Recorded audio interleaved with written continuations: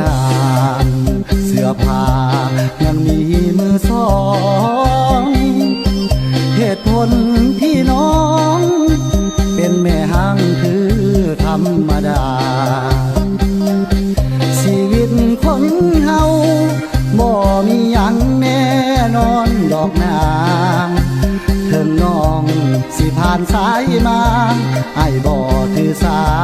ดอกนาคนดีอายหักน้องแท้บอกแค่สิ่งใดหมดทั้งหัวใจพร้อมยกให้น้องทันทีแม่หางลูกหนึ่งลูกสองลูกสามลูกสี่หากที่เงือหวังเป็นอีลีศาสตร์นี้ขอมีเพียงนางหางก็หางมหาเสน่ห์มัน